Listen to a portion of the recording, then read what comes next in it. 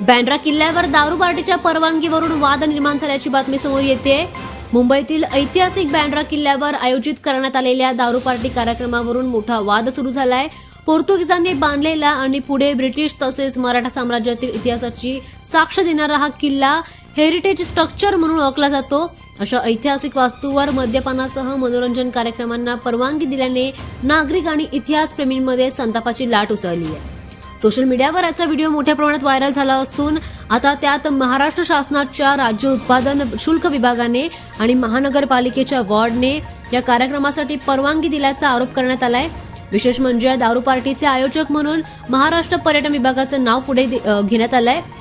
ऐतिहासिक किल्ल्यांचे जतन आणि संवर्धन करण्याऐवजी राज्य सरकार त्याचा वापर व्यावसायिक कार्यक्रमांसाठी करत असल्याचंही दिसून येतंय। इतिहास सांगणाऱ्या, सांस्कृतिक वारसा दर्शवणाऱ्या किल्ल्यांवर अशा प्रकारचे कार्यक्रम कसे काय परवानगीने केले जातात असा प्रश्न आता अनेकांनी उपस्थित केलाय। आमदार तसेच महाराष्ट्रातील सांस्कृतिक मंत्री यांच्याकडून या संदर्भात कोणतीही प्रतिक्रिया न मिळाल्याने नागरिकांनी नाराजी व्यक्त केली आहे। मुंबईपासून सुरुवात केली नाही तर पुढे राज्यातील इतर किल्ल्यांवर असेच उपक्रम राबवले जाऊ शकतात। हा वारसा संवर्धनाच्या दृष्टीने अत्यंत धोकादायक आहे अशी भीती काही इतिहासप्रेमींनी व्यक्त केली आहे। सोशल मीडियावर काही गटांकडून या घटनेवरून सरकार आणि संबंधित विभागांवर टीका व्यक्त केली जाते। वारसा रक्षणाऐवजी कार्यक्रमांना परवानगी देणे म्हणजे ढोंगी सांस्कृतिक भूमिका आहे असं देखील काहींनी म्हटलंय।